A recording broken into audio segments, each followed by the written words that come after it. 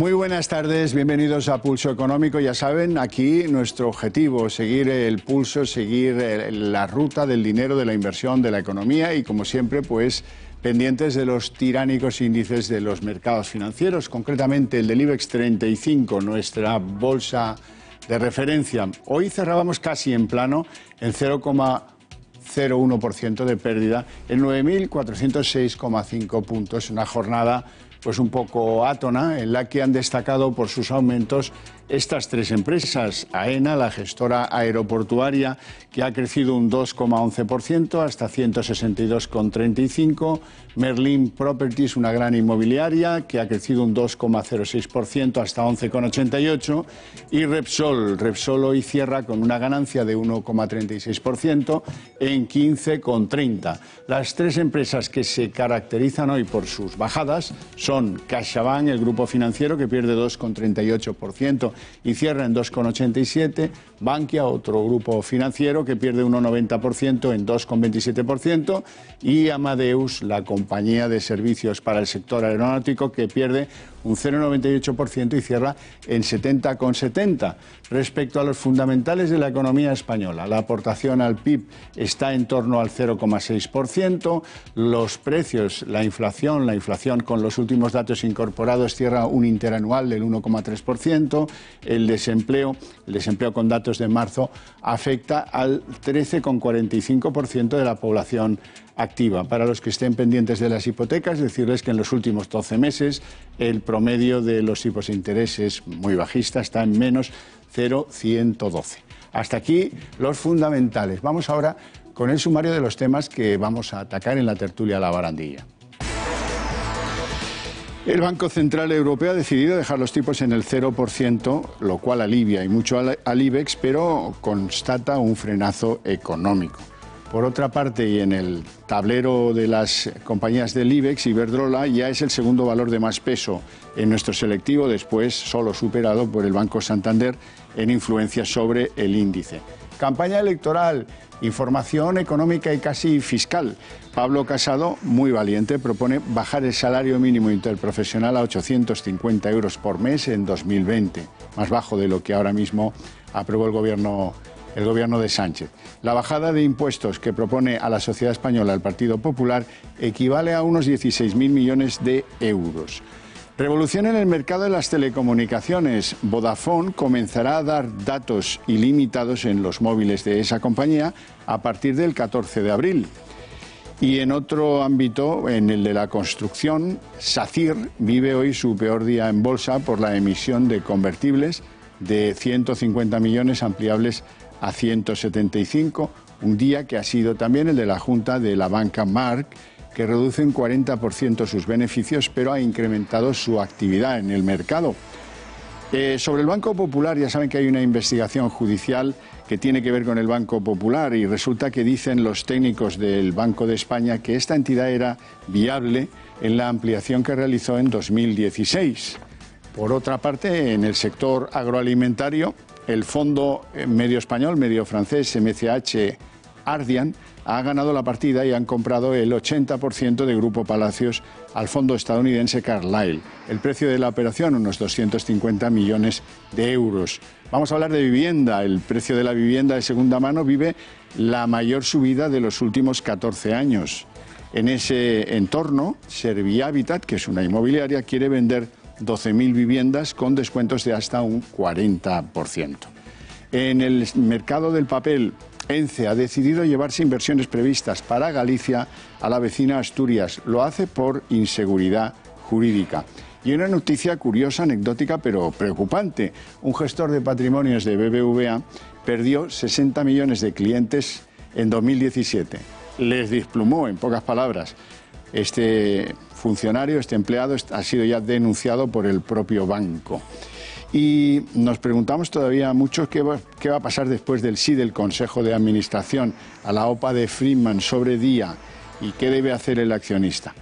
Por otra parte, Abengoa, empresa que ha superado una crisis profunda y seria, reestructura su deuda y en las próximas semanas va a emitir bonos convertibles por 1.400 millones. Vamos ahora a ver una imagen que es la noticia del día, aunque no tenga mucho de económica. Es la imagen de lo que es un agujero negro. Son esos cuerpos astronómicos que tienen una masa y una densidad que hace que no pase por ella ni extiendan tras ella ninguna partícula, ni siquiera las de la luz. Hoy los investigadores han creado una imagen histórica, han unificado datos de diferentes registros y nos han enseñado cómo es eso de un agujero negro. Bueno, y hasta aquí el sumario de los temas que vamos a ver en la tertulia La Barandilla. Hoy les presento enseguida a nuestros invitados, don Miguel Córdoba. Encantado. ¿Cómo está? Don Miguel es profesor de Economía Financiera en el CEU, que no solo economía, sino la financiera, que tiene bastante más enjundia. Don José Luis Fernández, hola, director del Servicio de Estudios del Sindicato Uso. Muy buenas tardes a los dos. Bueno, pues si les parece, empezamos por el anuncio del Banco Central Europeo de Draghi, al que yo suelo llamar Tito Draghi, porque le ha hecho mucho bien a este país. No sé si el propósito era solo ayudar a este país o ayudar a toda Europa, pero en cualquier caso el anuncio de tipos cero y la constatación de que se aproxima un frenazo económico. Vamos a ver, yo entiendo la política de Draghi, es consecuente con lo que ha hecho hasta ahora. Lleva ya bastantes años con el mismo modelo. Había que salvar el euro y esta política, que no solamente es tipos cero, es mantener en un 0,40% negativo la facilidad de ahorro, y eso implica que automáticamente el Euribor se pone en tipos negativos. Eso evidentemente afecta a la banca negativamente. Ya hemos visto las caídas que ha tenido en bolsa, lógicamente, cuando se ha comprobado que continúa con esa política. Y lo que yo siempre digo es que, vale, de acuerdo que puede haber una desaceleración, pero los tipos no pueden ser contra natura, es decir, un tipo no puede ser negativo. Entonces, yo creo que en algún momento esa política del quantitative easing, de los estímulos a la economía, tiene que suavizarse para que se vaya eliminando según pase el tiempo, porque creo que no es bueno en general que la inversión no se retribuya. Bueno, profesor, ya he visto que algunos hablan de japonización de la economía completamente europea. de acuerdo. A ver si esto va a durar más de lo que nos imaginábamos. Bueno, Japón duró unos cuantos años, y no acabo de salir. Bueno, yo creo que se están copiando un poquito el modelo americano, ¿no? De haber metido porque junto con la bajada de tipos o mantener los tipos a nivel cero prácticamente, podríamos hablar de en vez de tipo de interés, tipo de desinterés. Pero bueno, esto sería una cosa capciosa. Tiene que ver mucho con la compra, con la garantía de la compra de la deuda de los países. En concreto, eso nos venía muy bien en España. Es decir, no es una medida sin la otra, y entonces eso es lo que da cierta tranquilidad. Teóricamente debería servir para que los bancos españoles, por ejemplo, que son grandes tomadores de deuda pública, la pusiesen en el mercado secundario y la colocasen, ganasen liquidez y a partir de ahí diesen facilidades a la gente con el crédito. Pero eso no se está haciendo, ¿no? No se está haciendo, y aparte que no se está haciendo es que es una especie de dopaje de la economía en la cual pues, ahora mismo el Banco Central Europeo tiene 2,6 billones de euros en títulos emitidos por países europeos. Claro, ¿qué hubieran hecho los países europeos si el Draghi no les compra esos títulos? Entonces, o sea, no está dejando al mercado funcionar. Eso es lo que está ocurriendo. Entonces, yo creo que los mercados, al final, son como el agua. Al final, el agua llega a donde tiene que llegar. Pero el tema es que llegue poco a poco o llegue con un vendaval, ¿no? Estoy de acuerdo que sea poco a poco. Es decir, pero mejor que llegue poco a poco. Yo creo que lo que ha dicho Draghi es, oiga, vamos a ver si 2019 es un año de transición, él se pira ya, y a partir de ahí, 2020, yo creo que los tipos empezarán a subir, se acabó este tema. Por tanto, uno de nuestros componentes de viento en las velas, que ha sido la bajada de tipos, o los tipos prácticamente regalados, pues desaparecerá, ¿no? Bueno, vamos con Iberdrola. Iberdrola se posiciona como el segundo valor en peso específico dentro del IBEX, después o detrás del Banco Santander. Una escalada tremenda porque desde el cierre de 2016 este valor eléctrico ha ido pasando al quinto, luego al tercer puesto, luego ahora al segundo ya. Pero es lógico, vamos a ver, en los tiempos así revueltos que vivimos, un valor como Iberdrola, que es un valor completamente seguro y que además, con una política de precios regulados como tiene el gobierno, ellos tienen más o menos un markup de unos 2.000 millones de beneficio. Suban los precios o bajen los precios, ellos ganan 2.000 millones. Entonces, casi es como la renta fija. Entonces, en los tiempos que hay ahora mismo, que hay mucha incertidumbre, pues cualquier cartera pues le interesa tener este tipo de valores. Sí, lo que está claro es que las eléctricas no pierden, ¿no? En concreto esta, ¿no? Y luego los bancos dan una sensación de que la cosa no está, es decir, bueno, no está el panorama como muy allá. Hay que ver mucho cómo están, se sigue hablando de fusiones o posibles fusiones bancarias, es decir, la cosa no está tan clara seguramente que en el sector eléctrico, donde la tarta está muy bien repartida, ¿no? Y bueno, una parte de las inversiones de Iberdrola también están fuera, es decir, que Iberdrola, por ejemplo, con todo el tema de Estados Unidos, las renovables, es decir, todos los molinillos que tienen puestos por ahí le está dando muy buen resultado, ¿no? Bueno, vamos con las noticias de impacto económico dentro de lo que es ya el fenómeno electoral que vive nuestro país. Pablo Casado, hoy muy valiente, decía que el salario mínimo interprofesional lo va a reducir y que si acaso en el 2020 vayan empezando a contar ustedes con 850 euros de salario mínimo interprofesional por mes. Al mismo tiempo, el líder del PP estimaba el impacto de esa rebaja fiscal que hasta ahora han ido pues prodigando, pero que no estaba valorada, cuantificada. 16.000 millones de euros. Esto, José Luis, va a levantar ampollas, lo del salario mínimo interprofesional. Bueno, lo que pasa es que no va a levantar nada, es decir, porque el propio Pablo Casado diciendo que es una fake news, o sea, que se lo ha entendido mal, que no sé qué, que mire usted, que yo no quería decir. Es decir, él mismo ya se ha desmentido de lo que ha dicho y todo lo hemos oído, ¿no? Es decir, seguramente la detención es subconsciente, ¿no? Pero es que no son capaces ni de vender lo bueno. Es decir, porque el último acuerdo en materia de diálogo social es el que firmó Fátima Báñez, precisamente con los agentes sociales, el COE, CEPIM, UGT y comisiones, que tiene que ver con esa subida del salario mínimo hasta los 850 y sobre todo lo que es más importante, y no lo ha dicho, que es que el salario mínimo en convenios colectivos se plantase en 1.000 euros.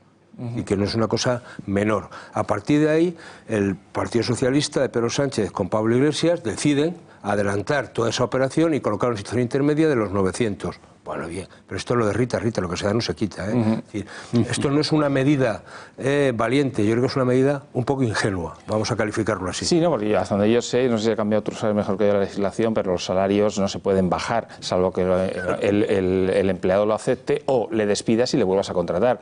Entonces, tú imagínate el tsunami que se montaría, que es fraude de ley, efectivamente, si dice, pues ahora de 900 a 850. Yo creo que Pablo Casado necesitaría mejorar a sus asesores. Sí. Bueno, Albert Rivera, líder de Ciudadanos, hoy entraba en un terreno hasta ahora virgen, el de los autónomos, y les ofrecía una tarifa plana caso que gane las elecciones. Primera medida para esta nueva legislatura, me comprometo a impulsar la tarifa plana de 2 años en vez de 1 año para los autónomos. Lo hicimos y cumplimos y lo haremos ahora. Bueno, ¿lo harán o no lo harán? Veremos, pero está ese intento. Vamos a ver, siempre Albert Rivera está con el tema de los autónomos, es su tema que siempre le encanta y que intenta esas cosas para captar su voto. Vamos a ver, lo de las tarifas planas, bueno, yo no me opongo a ello. Si hay un problema, pues en un momento determinado Rajoy, cuando estaba el problema del desempleo, dijo, pues hago tarifa plana para que las empresas contraten trabajadores. Como medida temporal puede ser. Lo que pasa es que tienes que analizarla y tienes que ver el impacto que tiene y habrá que hacerlo. Y en cualquier caso, Rivera creo que debe ser consciente de que él no va a gobernar. Se va a gobernar, pero la tarifa, lo de extender a 2 años es algo que no es una cuestión nueva, es decir, lo venimos viendo hace mucho tiempo, alguna comunidad autónoma ya incluso lo ha planteado, y bueno, pues esto, a mí el problema me parece es que al autónomo hay que facilitarle su vida más allá de los 6 primeros meses, que es donde todo el mundo te da todo, pero es que con 6 meses no haces nada. A partir de ahí el crédito de los bancos se te empieza a fastidiar, llega 1 año y mal, y a partir de ahí has perdido incluso tu primera y pequeña inversión, o grande, ¿no? Porque para alguno, aunque sea en numéricamente pequeña, es todo tu capital el que pones, ¿no? Con lo cual la muerte del autónomo al año es muchísima, ¿no? Entonces yo creo que cualquier cosa que les facilite, bienvenido sea. Lo de las tarifas planas como tal, hay que hacer cuentas, porque no tenemos la caja de la seguridad social para tirar cohetes. Una medida, por ejemplo, que ayuda mucho y que no se dice, es la subida del salario mínimo interprofesional, porque eso ha subido un 20% las bases mínimas de cotización y eso son 1.450 millones de recaudación. Esa es la madre del cordero, Bueno, si hay un sector en España que es un ejemplo de que la competencia comercial y técnica es esencial para que los precios bajen, es el de la telefonía. Hoy ha hecho un anuncio Vodafone. ¿Cuál es el anuncio? A partir del 14 de abril, pues va a ofrecer datos ilimitados gratis en sus móviles. Bueno, pues evidentemente es una medida de marketing importante. Vodafone la verdad es que no está teniendo demasiado éxito en España y me imagino que es un revulsivo para intentar competir porque Telefónica sobre todo le está comiendo la tostada con lo de Imagenio y demás. Yo creo que es una política de marketing para una empresa que está bastante acosada y sus directivos intentan que sea un revulsivo para cambiar.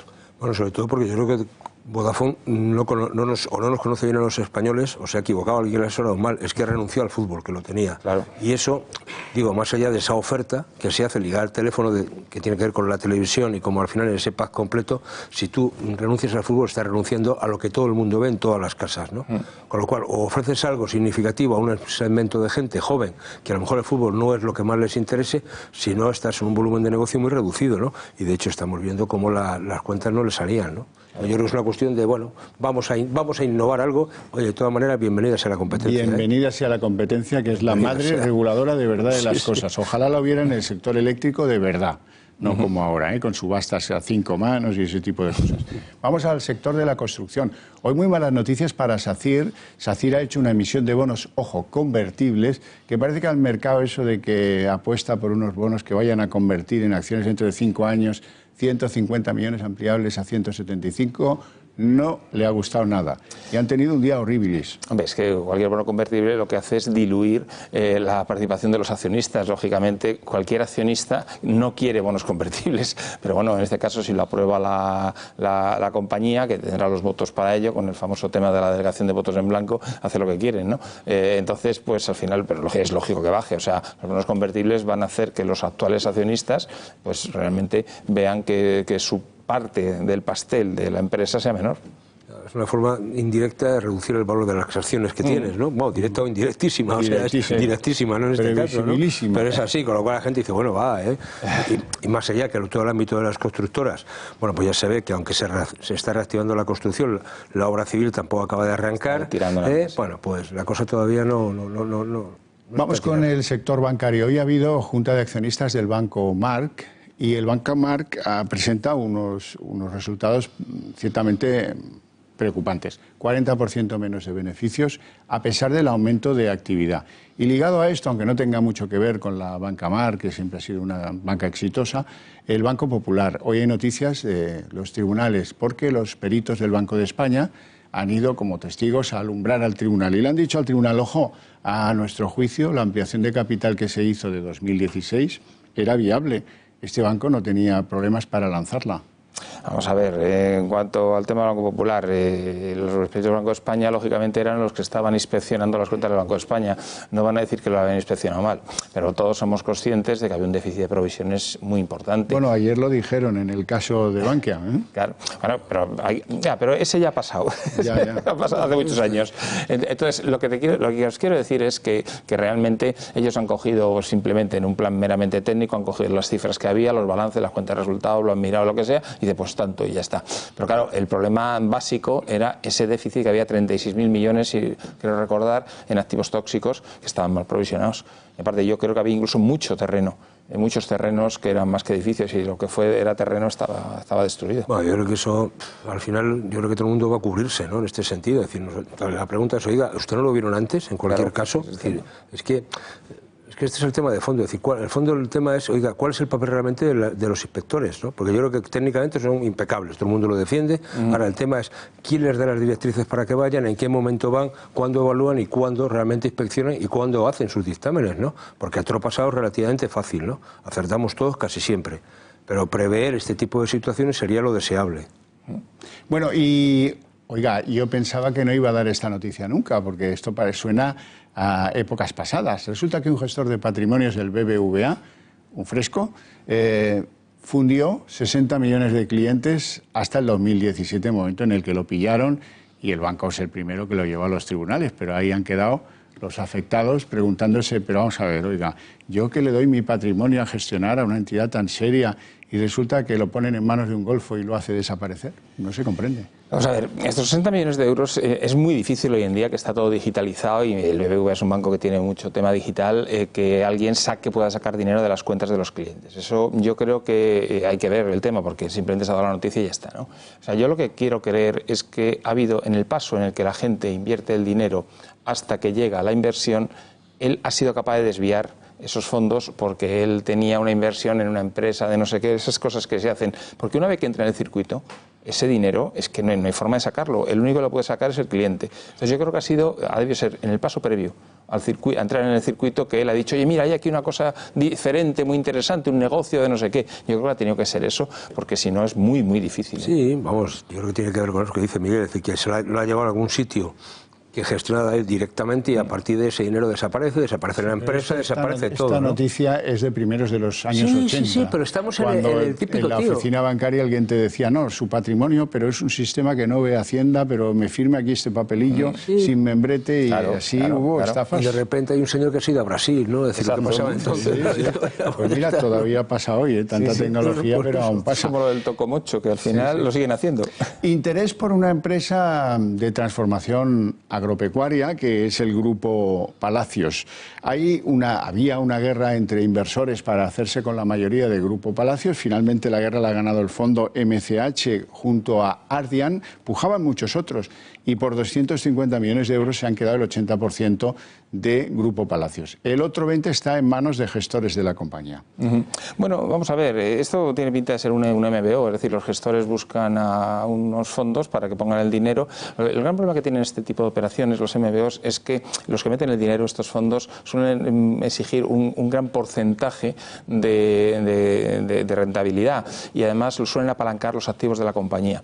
Con lo cual, o los gestores están muy convencidos de que esta empresa pues, no va a tener ningún problema y va a funcionar de maravilla, o suele ser poco peligroso porque en el momento en que los... no quiero llamarle fondos buitre porque son casi, ese tipo de fondos que quieren el 10, el 15, el 20% de rentabilidad, vean que no, automáticamente deshacen y punto, y con lo cual la empresa se va a carete. Eso no se casan con nadie, vamos. No. Eso es realmente peligroso, ¿no? Es decir, que llegan, que invierten, quieren obtener rentabilidades altas y muy rápidamente, y al final, si eso no es así, tensionan. Y amenazan con marcharse o venden incluso a pérdidas, entre comillas, ¿no? Con lo cual al final te deja la empresa destrozada. Digo, Palacios es una empresa, donde todos hemos comprado algún producto, un choricito, un no sé qué, digo, que hay cosas realmente estupendas, ¿no? Con lo cual, hombre, vamos a ver si realmente potenciamos un poquito los productos propios, que ya prácticamente de propio queda poco, Un fondo de comercio, como se decía antes, espectacular, conocimiento de marca, 1000 cosas, ¿no? Una cosa estupenda. Saber hacer, en fin, todo eso. Hablemos de la vivienda, porque el precio de la vivienda de segunda mano, señores, está que parece un cohete. No se recuerdan precios a ese nivel desde 14 años atrás. Y esto contradice que algunos que se quedaron muchos viviendas, muchos alquileres, muchas hipotecas que no se pagaban como Servihabitat, quieren vender un paquete de 12.000 viviendas con descuentos hasta un 40%. Habrá que ver la calidad de esas viviendas, que muchas son bajos de estos que están perdidos en pueblos. Es decir, que normalmente las cosas buenas se venden al principio, pero yo creo que hay un par de efectos importantes. Vamos a ver, por un lado están los pisos turísticos. O sea, sube mucho las viviendas de segunda mano porque hay mucha gente que quiere sencillamente comprar viviendas para directamente alquilarlas, porque los Airbnb esos funcionan de maravilla, ¿no? Y luego también porque hay una escasez de primera vivienda, es decir, se construye muy poca primera vivienda, con lo cual el que quiere comprar o va a segunda vivienda o tiene que pagar mucho más. Entonces yo creo que son los dos efectos que están actuando sobre el incremento de la vivienda de segunda mano. Sí, yo creo que vamos a ver, donde se produce realmente el incremento del precio es en las grandes ciudades, es decir, Madrid, Barcelona, incluso sitios muy ligados al turismo, y por tanto lo que estaba comentando Miguel, Baleares. O sea, encontrar un sitio para vivir en Baleares es realmente complicado, es decir, que alguna gente de nosotros tenemos allí que se desplaza, lo pasan absolutamente mal, ¿no? Para encontrar un piso en alquiler o simplemente una plaza hotelera para pasar una noche, ¿no? Y bueno, dicho esto, yo creo que estamos hablando, es decir, con tipos de interés bajos, al final esto es una forma donde algunos inversores se plantean, decir, oiga, esto me da una rentabilidad, me lo garantiza, por encima de lo que me puede dar, dejar en un fondo que me puedo arriesgar o no, y por tanto vuelva a ser el ladrillo este tipo de inversiones, una cuestión, no sé si fácil o difícil, pero desde luego donde hay mucha gente que está cayendo en ella, ¿no? Y seguramente da su negociete. Un problemita que tiene que ver con la política y con la inseguridad jurídica. Resulta que la papelera ENCE, trascendental para una comarca gallega cerca de Pontevedra, ha decidido que sus inversiones previstas para hacer ahí en Galicia se van a trasladar a su factoría de Asturias porque dice que sufre inseguridad jurídica. Sí, vamos a ver, esto es un asunto un poco extraño porque normalmente cualquier comunidad autónoma quiere que a este tipo de empresas pues obviamente hagan desarrollo, creen puestos de trabajo y todo ese tipo de cosas. Debe haber habido algún desencuentro importante con la Junta gallega para que esto se produzca. Y yo creo que es más cabezonería de unos que de otros. Que se lleve ese negocio, esas inversiones a Asturias, no creo que le guste nada a Galicia, porque Galicia y Asturias siempre están un poco así. Son limítrofes. Por eso. Están ahí. Y luego, hombre, yo creo que hay una tradición en Pontevedra de la papelera, ¿no? Es decir, que está ahí. Entonces, me da la impresión de que puede haber ese desencuentro con las autoridades de la Junta, o que aquí lo que se está haciendo por parte de algunos dirigentes o de algunos políticos de comunidades autónomas son OPAs respecto a quién se queda con el negocio, ¿no? Y por tanto se está dopando las inversiones de las empresas, que no sé si es bueno o es malo, pero es una realidad. Que es, yo te doy tanto si tú te vienes aquí, o si me mantienes aquí yo te doy... Bueno, pues estas cosas están pasando. Entonces, ahí tiene que ver mucho con, entre comillas, la pillería del político de turno, ¿no? Bueno, ayer vimos cómo el Consejo de Administración de Díaz se rendía a la OPA del magnate ruso Friedman, Mikhail Friedman. ¿Qué debe hacer el accionista, profesor? Mira, tenemos una OPA que es la única, no hay ninguna competitiva, y segundo, el Consejo de Administración está de acuerdo. Yo nunca me quedaría de minoritario en una empresa de estas. Por suerte o por desgracia, hay un único que compra y lo lógico es vender. Quedarte en una empresa que alguien tiene 80-90% del capital y tú sin liquidez, porque no va a haber liquidez en bolsa, es un suicidio. Sí, a ver, si puedes mal vender, vende, porque otra cuestión es lo que vale ya la acción, que prácticamente está tirada por el suelo, es decir, no tiene ningún valor. A lo mejor si tienes un paquete relativo y no tienes prisa y aguantas, bueno, pues a lo mejor no vas a perder más de la inversión que realizaste, pero de luego que el problema es que en todos estos últimos 3-4 meses la acción ha caído, no digo a mínimos, está en el suelo, ¿no? Ya nuestro último asunto, Abengoa, que firma mañana la reestructuración de su deuda con la banca deudora y tiene previsto una emisión de bonos convertibles. Volvemos a los bonos convertibles por 1.400 millones, que no sé cómo le andará. Pues no lo sé. Primero habría que ver si son necesariamente convertibles, que es que no es lo mismo que sean convertibles a opción del suscriptor o que sean necesariamente convertibles. Si son necesariamente convertibles, es un producto muy peligroso, porque te las van a convertir sí o sí al precio que ellos dicen en la emisión. Entonces yo al inversor le diría que se lea el folleto, porque esa obligación de convertibilidad, yo en una empresa como Abengoa, con los problemas que tienen, no la tocaría. Sí, no, desde luego yo creo que no arriesgaría nada, o sea, por Abengoa. Bueno, ha quedado clarísimo. Vamos con la pregunta que nos envían ustedes, queridos espectadores. Esta vez nos la envía A. Fernández de la Cierva, no sé el nombre, desde Madrid. La pregunta es, ¿compartes la sensación de que hay dinero en el mercado, pero también hay mucho miedo? Sí que hay mucha liquidez en el mercado, hay muchísima liquidez, pero hay muchísimo miedo también. O sea que sí que lo comparto, por supuesto. ¿Hay más dinero o miedo? El dinero es muy cobarde. Sí, sí. Vaya contestación a la gallega aquí de don José Luis. En fin, no tenemos tiempo para más, tenemos que dejarlo aquí. Si acaso recuerden la cita, mañana a las 8 en punto de la noche, y no se olviden de que el dinero no duerme nunca.